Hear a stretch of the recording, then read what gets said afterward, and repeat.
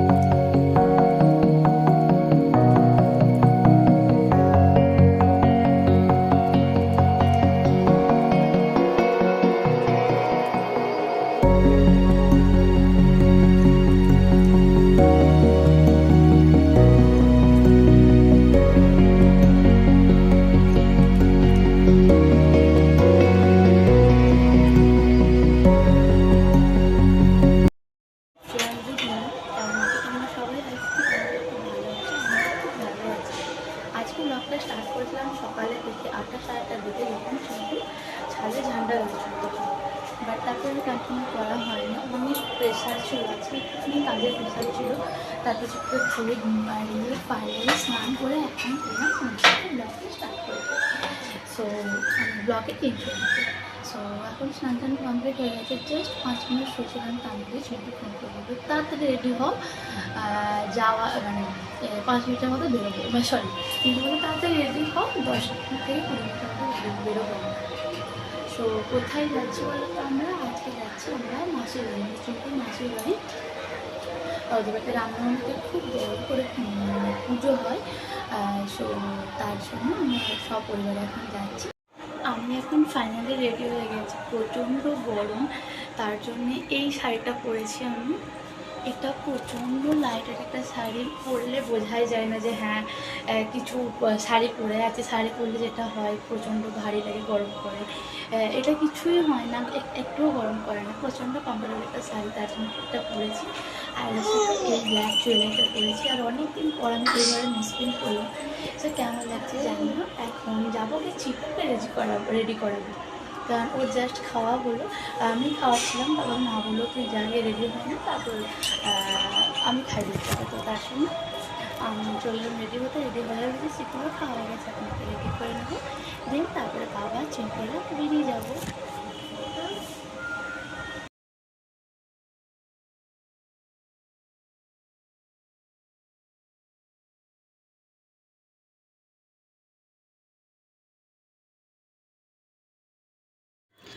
Show নাও, এখন আমরা বেরিয়ে পড়েছি মাসির বাড়ির উদ্দেশ্যে। তোমরা হয়তো এই ব্লগটা দেখে আজকে ভাবছো এতদিন পর আপলোড করলাম কেন, কারণ হচ্ছে তোমরা আমার গলাটা শুনে বুঝতে পারছো, রামনবমীর দিন রাত্রি থেকে আমার একটু ঠান্ডা লেগে গেছিলো, গলা প্রচণ্ড হারে বসে গেছিলো, একদম আমি ভয়েস ওভার করতে পারছিলাম না। আজ একটু বেটার আছে, তাই ভাবলাম ভয়েস ওভার করে ভিডিওটা দিয়ে দিই। এখন এসে গেছি মাসির বাড়িতে, চলে এলাম সেই জায়গায় যেখানে 9 দিন ধরে মায়ের পুজো চলছিল। তারপর খুব খিদে পেয়ে যাওয়ার কারণে আমরা খাওয়া দাওয়া করে এখন চলে এসেছি মাসিদের একটা রুমে। সো অ্যাকোয়ারিয়ামটা দেখে চোখ আটকে গেল, আমার অ্যাকোয়ারিয়াম প্রচণ্ড পছন্দের একটা জিনিস, তার জন্য অ্যাকোয়ারিয়াম যেখানেই দেখে একটু দাঁড়িয়ে পড়ি। সো এদিকে দেখো চিকুবাবুও দেখছে অ্যাকোয়ারিয়ামটা, ওরও খুব পছন্দের, বাট ও খুবই দুষ্টু, আমি জানি আনার সঙ্গে সঙ্গে ভেঙে ফেলবে কিংবা মাছগুলো বাইরে বাইর করার জন্য মানে জেদ করবে, তার জন্য আমরা আনতে পারছি না। ও একটু বুঝতে শিখুক, তারপরে আমরা ওর জন্য একটা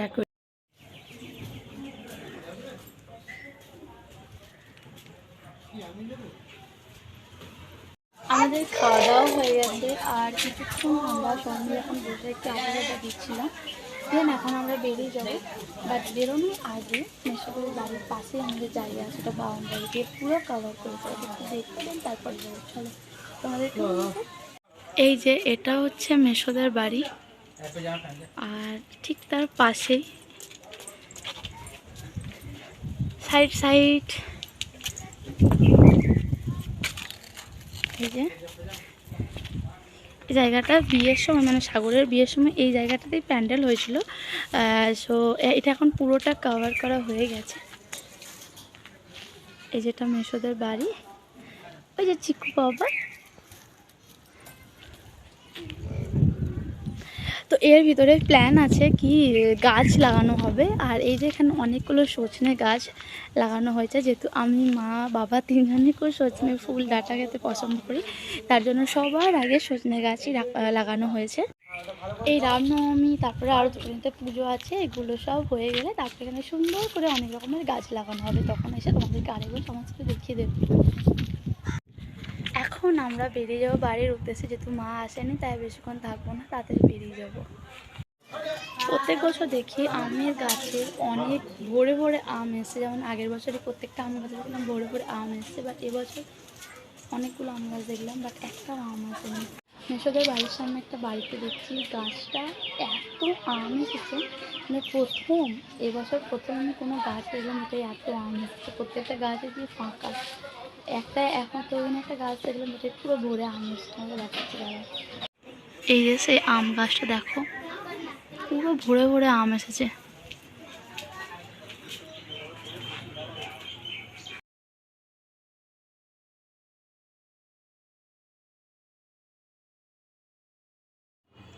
মাসির বাড়ির সবাইকে টাটা করে দিয়ে এখন চলে যাচ্ছি বাড়িতে। চিকুর খিদে পেয়ে গেছে, দাদানের কাছে দুধ খাচ্ছে।